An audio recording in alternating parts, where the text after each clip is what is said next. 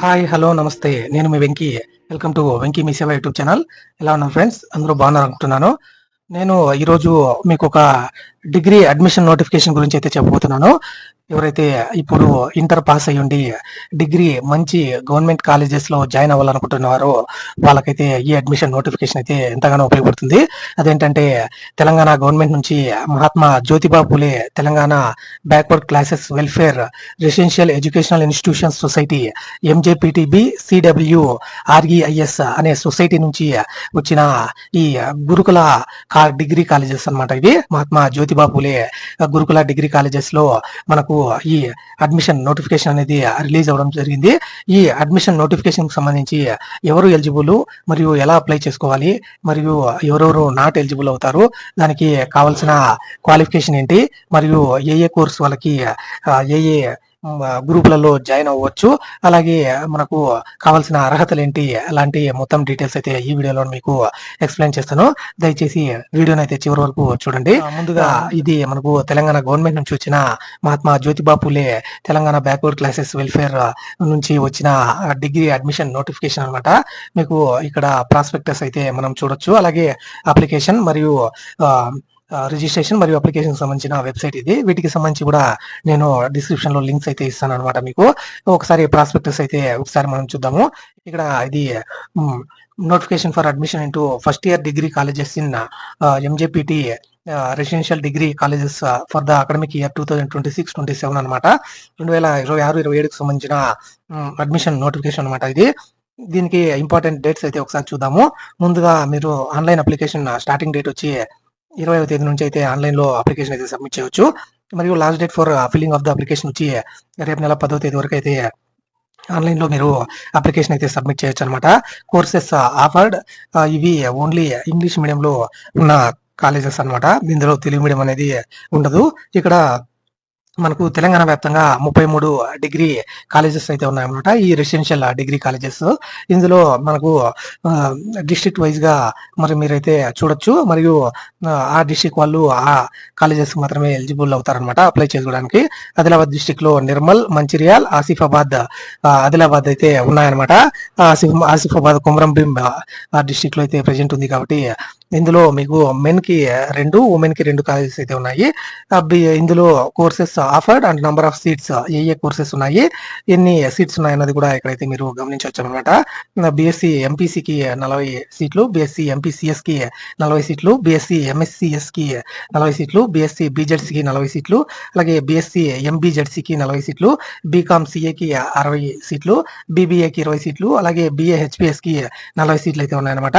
దాదాపు అన్ని కాలేజెస్ లో ఇవే ఉంటాయి. కానీ కొన్ని కాలేజెస్ లో అడిషనల్ గా సీట్స్ అయితే, అడిషనల్ కోర్సెస్ మరియు అడిషనల్ సీట్స్ అయితే ఉన్నాయి. అవి కూడా ఇక్కడ మనం చూద్దాం అనమాట. వరంగల్లో మీకు పాలకుర్తి, జయశంకర్, భూపాలపల్లి, మహబూబాబాద్, స్టేషన్ గన్పూర్, ములుగులో అయితే ఈ కాలేజెస్ అయితే ఉన్నాయి. ఇందులో 2 మెన్స్ కి సంబంధించి 2 ఉమెన్స్ కి సంబంధించిన కాలేజెస్ అయితే ఉన్నాయన్నమాట.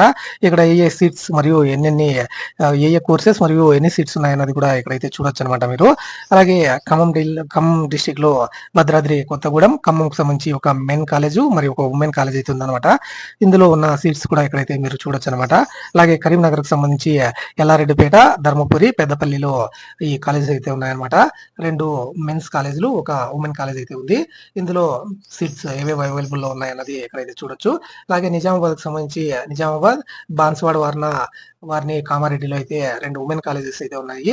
అందులో ఉన్న సీట్స్ అయితే కూడా ఇక్కడ చూడొచ్చు అనమాట. మెదక్ కు సంబంధించి మెదక్, సంగారెడ్డి, వరంగల్లో 3 కాలేజెస్ అయితే ఉన్నాయి. ఇందులో మెన్ కు 1, ఉమెన్ కి 2 అయితే ఉన్నాయన్నమాట. అందులో కూడా సీట్స్ అయితే మీరు చూడొచ్చు. తర్వాత నల్గొండకు సంబంధించి నాగార్జున సాగర్, యాదాద్రి భువనగిర్, అలాగే సూర్యాపేటకు సంబంధించి 2 మెన్ కాలేజీలు, ఒక ఉమెన్ కాలేజ్ అయితే ఉంది. అందులో ఉన్న సీట్స్ అయితే మీరు ఇక్కడ చూడొచ్చు. తర్వాత మహబూబ్ నగర్ లో దేవరకద్ర, నారాయణపేట్, కొల్లాపూర్, నాగర్ కర్నూల్, ఆలంపూర్, జోగులాంబ గద్వాలకు సంబంధించి 3 మెన్స్ కాలేజ్, ఒక ఉమెన్ కాలేజ్ అయితే ఉందన్నమాట. ఇక్కడ ఉన్న సీట్స్ అయితే కూడా మీరు చూడొచ్చు అనమాట. అలాగే హైదరాబాద్కి సంబంధించి హైదరాబాద్లో ఒక ఉమెన్ కాలేజ్ అయితే ఉంది. ఇందులో డిఫరెంట్ టైప్స్ ఆఫ్ కోర్సెస్ అయితే ఇక్కడ మీరు గమనించవచ్చు. ఎంఎస్ఐ ఎంఎల్, ఎంఎస్డిఎస్, ఎంఎస్సిఎస్, అలాగే ఏఎన్పిహెచ్బిసి, అలాగే ఎన్జెడ్సి, సిఏ, బీబీఏ, బిఎఫ్టి లాంటి కోర్సెస్ అయితే కొన్ని డిఫరెంట్ టైప్స్ ఆఫ్ కోర్సెస్ అయితే ఇక్కడైతే ఉన్నాయి. మీకు రంగారెడ్డిలో కందుకూర్, మేడ్చల్, వికారాబాద్ లో అయితే 2 మెన్స్ కాలేజ్, 2 ఉమెన్ కాలేజ్ అయితే ఉన్నాయన్నమాట. ఇందులో వికారాబాద్ లో బిఏ యానిమేషన్ అండ్ విఎఫ్ఎక్స్ కి సంబంధించి 20 సీట్లు, బిఏ యానిమేషన్ అండ్ విఎఫ్ఎక్స్ సంబంధించి ఉమెన్స్ కి 20 సీట్లు అయితే ఉన్నాయన్నమాట. ఇవి మొత్తం కాలేజెస్ లో 33 కాలేజెస్ అయితే ఉన్నాయన్నమాట తెలంగాణ వ్యాప్తంగా, ఈ రెసిడెన్షియల్ డిగ్రీ కాలేజెస్.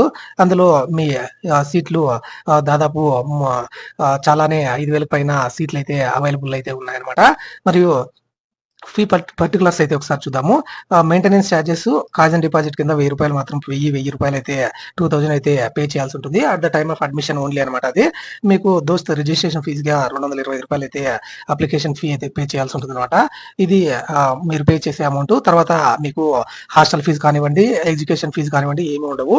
బుక్స్ తో సహా మీకు ఈ కాలేజ్ సొసైటీ అనేది పే చేస్తుంది. తర్వాత మీరు 1 రూపాయి కూడా పే చేయాల్సిన అవసరం లేదు. ఎలిజిబిలిటీ ఫర్ అప్లై ఎలిజిబిలిటీ అయితే చూద్దాము. ఎవరైతే ఫిబ్రవరి మార్చిలో జరిగిన board of Telangana intermediate education చదివిన వాళ్ళు మాత్రమే దీనికి అయితే ఎలిజిబుల్ అవుతారు. మరియు వాళ్ళు ఎవరైతే సప్లిమెంటరీ రాస్తారో వాళ్ళైతే నాట్ ఎలిజిబుల్ అనమాట. వాళ్ళు అప్లై చేయాల్సిన అవసరం లేదు. అలాగే ఎవరైతే ఫస్ట్ అటెంప్ట్ లోనే ఐపీఈలో పాస్ అయి ఉంటారో వాళ్ళు మాత్రమే ఎలిజిబుల్ అవుతారు. 50% మార్క్స్ అయితే పొంది ఉండాలి. మరియు ఇంగ్లీష్ మీడియంలో ఇంగ్లీష్ లో 40 మార్క్స్ అయితే పొంది ఉండాలన్నమాట. కొందరికి ఎస్సీ ఎస్టీ వాళ్ళకైతే 35 మార్క్స్ అయితే పొంది ఉంటే చాలు.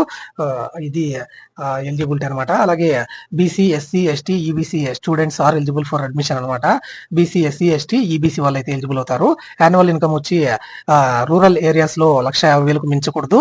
అలాగే అర్బన్ ఏరియాస్ లో 2 లక్షలకైతే మించి ఉండకూడదు అనమాట. అప్పుడు మాత్రమే దానికైతే ఎలిజిబుల్ అవుతారు. ఎలిజిబిలిటీ ఫర్ ద కోర్సెస్ వచ్చి ఇంటర్మీడియట్ లో మీరు చదివిన కోర్సెస్ ను బట్టి మీరు పలానా గ్రూప్స్ కి అయితే ఎలిజిబుల్ అవుతారని ఇక్కడైతే మనకు చూపించడం జరిగింది. అదేంటంటే బీఎస్సీ ఎంపీసీకి మ్యాథ్స్, ఫిజిక్స్, కెమిస్ట్రీ ఇంటర్మీడియట్ లో ఎంపీసీ కానీ ఎంబైపీసీ కానీ చదివిన వాళ్ళు అయితే ఎలిజిబుల్ అవుతారు. అలాగే బీఎస్సీ ఎంపీజీలో మ్యాథ్స్, ఫిజిక్స్, జియాలజీ ఇంటర్మీడియట్ లో ఎంపీసీ, ఎంబైపీసీ చదివిన వాళ్ళు అయితే ఎలిజిబుల్ అవుతారు. అలాగే BSc MPCS maths, physics, computer science, అలాగే BSc MSCS, BSc MSDS maths, statistics, data science, అలాగే మ్యాథ్స్, స్టాటిస్టిక్స్, కంప్యూటర్ సైన్స్ వీటికి ఇంటర్ లో ఎంపీసీ, ఎంబైపీసీ మరియు ఎంఈసీ చదివిన వాళ్ళు అయితే ఎలిజిబుల్ అవుతారనమాట. అలాగే BSc ఎంఎస్ఏఐ and ML maths, statistics, artificial intelligence and machine learning కి ఎంపీసీ, ఎంఈసీ, ఎంబైపీసీ చదివిన వాళ్ళు అయితే ఎలిజిబుల్ అవుతారు. మ్యాథ్స్, ఎకనామిక్స్, కంప్యూటర్ సైన్స్ కి సంబంధించి ఎంపీసీ, ఎంఈసీ, ఎంబైపీసీ వాళ్ళు ఎలిజిబుల్ అవుతారు. మరియు బీఎస్సీ హాన్స్ కంప్యూటర్ సైన్స్ కి సంబంధించి కంప్యూటర్ సైన్స్ 4 years కోర్స్ అనమాట ఇది. ఇందులో ఎంపీసీ, ఎంఈసీ, ఎంబైపీసీ చదివిన వాళ్ళు అయితే ఎలిజిబుల్ అవుతారు. మరియు బీఎస్సీ బీజెడ్సీకి సంబంధించి బాటనీ, జువాలజీ, కెమిస్ట్రీ చదివిన వాళ్ళు ఎలిజిబుల్ అవుతారు అనమాట. బైపీసీ, ఎంబైపీసీ వాళ్ళు ఎలిజిబుల్ అవుతారు. అలాగే బాటనీ, జువాలజీ, జియాలజీకి సంబంధించి బీజెడ్జీ దీనికి కూడా బైపీసీ, ఎంబైపీసీ వాళ్ళు అయితే ఎలిజిబుల్ అవుతారు అనమాట.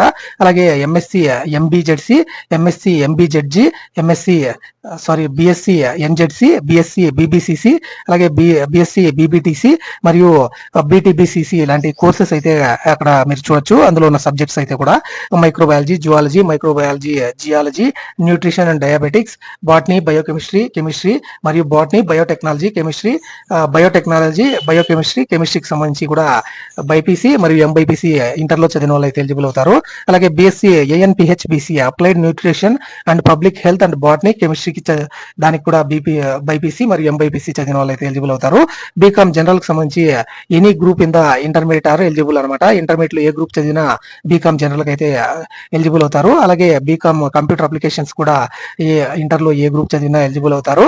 అలాగే బీకామ్ బిజినెస్ అనలైటిక్స్ కూడా ఇంటర్ లో ఏ గ్రూప్ అయినా చదివి ఉండొచ్చు.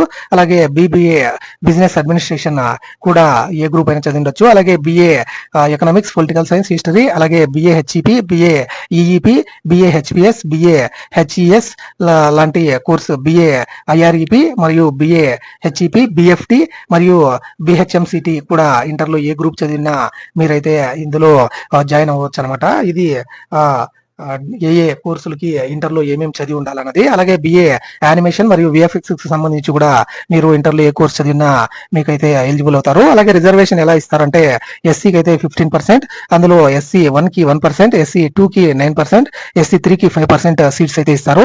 STకి 5% ఇస్తారు.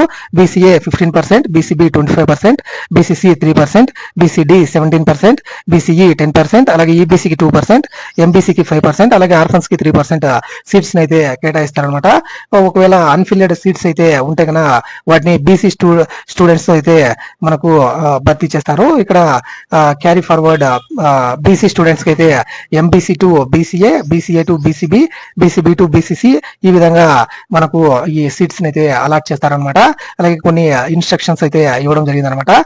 ఎవరైతే students who have already submitted their course and college preferences through their respective residents are not required to apply అనమాట. ఆల్రెడీ ఎవరైతే సబ్మిట్ చేసి ఉంటారో, లేకుంటే ఎవరైతే ఆల్రెడీ ఇప్పుడు 5th క్లాస్ నుంచి ఇంటర్ వరకు ఈ మహాత్మా జ్యోతిబా పూలే రెసిడెన్షియల్ స్కూల్స్లలో చదువుతుంటారో వాళ్ళైతే అప్లై చేయాల్సిన అవసరం లేదనమాట. డైరెక్ట్ గా వాళ్ళ కాలేజ్ ప్రిన్సిపల్సే డైరెక్ట్ గా వాటికైతే అప్లై చేస్తారు. తర్వాత వాళ్ళు మళ్ళీ అప్లికేషన్ అయితే సబ్మిట్ చేయాల్సిన పని లేదనమాట. తర్వాత హౌ టు అప్లై అంటే మీకు MJPTBCW@REIS.telangana.gov.in లో కానీ, లేకుంటే MJPTBCadmissions.org MJP డిగ్రీ అని వెబ్సైట్ లో అయితే మీరు అప్లికేషన్ అయితే సబ్మిట్ చేయొచ్చు. ఈ లింక్ మీద క్లిక్ చేసి మీరు సబ్మిట్ చేయొచ్చు అనమాట. తర్వాత అప్లై నౌ మీద క్లిక్ చేస్తే మీకు 200 రూపీస్ అయితే పేమెంట్ చూపించడం జరుగుతుంది. 20వ తేదీ నుంచి రేపు నెల 15వ తేదీ వరకు అయితే మీరు అప్లికేషన్ అయితే సబ్మిట్ చేయొచ్చు. తర్వాత మీకు రెఫరెన్స్ నంబర్ అనేది వస్తుందన్నమాట. ఆ రెఫరెన్స్ నంబర్ ను మీరు సేవ్ చేసి పెట్టుకోవాలి. అలాగే ప్రొసీడ్ టు ఆన్లైన్ అప్లికేషన్ మీద క్లిక్ చేశారంటే తర్వాత మీరు అప్లికేషన్ అయితే అక్కడ అడిగిన డీటెయిల్స్ అయితే ఎంటర్ చేసి సబ్మిట్ చేయొచ్చు. అలాగే జేపీజీ ఫార్మాట్ లో మీరు ఫోటోని అయితే అప్లోడ్ చేయాల్సి ఉంటుంది. అలాగే 100 KB బిలోనే ఫోటోని అయితే అప్లోడ్ చేయాల్సి ఉంటుంది అనమాట. మరియు మీ హాల్ టికెట్ నంబర్ ను మరియు డేటాను అయితే కరెక్ట్ గా ఇవ్వాల్సి ఉంటుంది అనమాట. ఈ MJPTC మీకు ఎటువంటి రెస్పాన్సిబుల్ అయితే తీసుకోదు. మీరు ఏదైనా తప్పు డీటెయిల్స్ అయితే ఎంటర్ చేస్తే మిమ్మల్ని అయితే టెర్మినేట్ చేసేది అనుకుంటుంది. అలాగే మీరు ఇంటర్లో ఏ గ్రూప్స్ అయితే చదివి ఉన్నారో ఆ గ్రూప్స్ ను బట్టే మీరు అక్కడ ఆప్షన్స్ అయితే ఇవ్వాల్సి ఉంటుంది అనమాట. వొకేషనల్ కోర్స్ మరియు బ్రిడ్జ్ కోర్స్ చదివిన వాళ్ళు దానికి సంబంధించిన సర్టిఫికేట్స్ అయితే సబ్మిట్ చేయాల్సి ఉంటుంది. ఏది ఆ కోర్సెస్ డీటెయిల్స్ అడిగినప్పుడు అదర్స్ అయితే ఎంటర్ చేసి మీరు అప్లికేషన్ అయితే సబ్మిట్ చేయొచ్చు అనమాట. మాక్సిమం నంబర్ ఆఫ్ ఆప్షన్స్ ను మరియు కాలేజ్ ప్రిఫరెన్స్ అయితే ఇవ్వచ్చు. రాష్ట్ర వ్యాప్తంగా ఉన్న అన్ని డిగ్రీ కాలేజెస్ లో అయితే మీరైతే అప్లై చేసుకోవచ్చు అనమాట. మీకు అప్లికేషన్ అయితే ఒక ప్రింట్ అయితే పెట్టుకోవాల్సి ఉంటుంది. తర్వాత మీకు అది ఫ్యూచర్ లో ఉపయోగపడే అవకాశం ఉంటుంది. అలాగే ఇన్ఎలిజిబుల్ అప్లికేషన్స్ అయితే రిజెక్ట్ అయితే చేస్తారు. మీరు ఫర్దర్ డీటెయిల్స్ అయితే ఈ వెబ్సైట్ లో అయితే చెక్ చేసుకుంటూ ఉండొచ్చు. అలాగే కాంటాక్ట్ నెంబర్ ను కూడా ఇవ్వడం జరిగింది అనమాట. జ్యూరిస్డిక్షన్ ఆఫ్ ద క్యాండిడేట్ వచ్చి మీరు ఎవరైతే తెలంగాణలో చదివిన లోకల్ ఎనీ డిస్ట్రిక్ట్ తెలంగాణలో చదివిన వాళ్ళు మాత్రమే దీనికి ఎలిజిబుల్ అవుతారు. ప్రైవేట్ స్టూడెంట్స్ అయితే నేటివిటీ సర్టిఫికేట్ అయితే MRO దగ్గర నుంచి తీసుకొని వెళ్లాల్సి ఉంటుంది. రెసిడెన్స్ సర్టిఫికేట్ ని నాట్ యాక్సెప్టెడ్ అనమాట. వాళ్ళు తెలంగాణలో చదివిన వాళ్ళే ఉండాలి, తెలంగాణలో నివసిస్తున్న వాళ్ళే అయ్యి ఉండాలన్నమాట. అలాగే ఇంటర్మీడియట్ లో సింగిల్ అటెంప్ట్ లో పాస్ అయిన వాళ్ళు మాత్రమే దీనికి అయితే ఎలిజిబుల్ అవుతారు. మరియు జనరల్ ఇన్ఫర్మేషన్ అయితే ఇవ్వడం జరిగింది. ఎవరైతే జస్ట్ అప్లై చేసి సైలెంట్ అయిపోతారో వాళ్ళకైతే ఈ అడ్మిషన్ అయితే వచ్చే అవకాశం ఉండదు. ఒక అప్లికేషన్ అయితే పూర్తిగా కంప్లీట్ చేయాల్సి ఉంటుంది అనమాట. ఇన్కరెక్ట్ ఇన్ఫర్మేషన్ కి ఆ క్యాండిడేట్స్ రెస్పాన్సిబుల్ అవుతారు. కన్వీనర్ అనే వాళ్ళు దీనికైతే తర్వాత ఈ అడ్మిషన్ నోటిఫికేషన్ అయితే క్యాన్సిల్ చేసినా మీకు ఎటువంటి రైట్ అయితే ఉండదన్నమాట. ఒకసారి ఫీ పే చేసిన తర్వాత మీకు రీఫండ్ అయితే ఇయ్యరు. సెలక్షన్ ఆఫ్ స్టూడెంట్స్ వచ్చి మీకు merit in the intermediate examination మరియు రూల్ ఆఫ్ రిజర్వేషన్, అలాగే రిజర్వేషన్ అండర్ స్పెషల్ కేటగిరీలో ఈ 3 వాటిని బేస్ చేసుకొని మీకు సీట్స్ అయితే కేటాయిస్తారు. మెరిట్ కరెక్ట్ గా చెప్పాలంటే ఇంటర్మీడియట్ లో ఎక్కువ మార్క్స్ పొందితే ఇందులో మీరైతే సీట్ పొందే అవకాశం ఉంటుంది. అలాగే రిజర్వేషన్ బట్టి మీకు సీట్ అయితే ఇస్తారనమాట. ఒకవేళ టై కేసెస్ ఉంటే ఎవరైతే ఎక్కువ మార్క్స్ పొంది ఉంటారో వాళ్ళకైతే ఇంగ్లీష్ లో ఎక్కువ మార్కులు పొంది ఉంటారో వాళ్ళకైతే సీట్ ఇవ్వడం జరుగుతుంది అనమాట. అలాగే టై కేసెస్ కంటిన్యూ అయితే ఏజ్ ఎవరికైతే ఎక్కువ ఉంటుందో వాళ్ళనైతే ఆ అడ్మిషన్ అయితే సెలెక్ట్ చేస్తారు.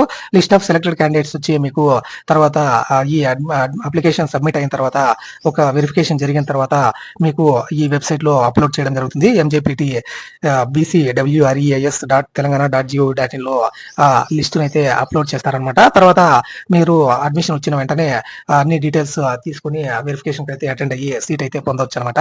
ఒకవేళ ఏదైనా మీకు డిస్ప్యూట్స్ ఉంటే కన్నా తెలంగాణ హైకోర్టులో మాత్రమే ఈ నోటిఫికేషన్ సంబంధించి ఏదైనా తెలుసుకోవాల్సి ఉంటుంది అనమాట.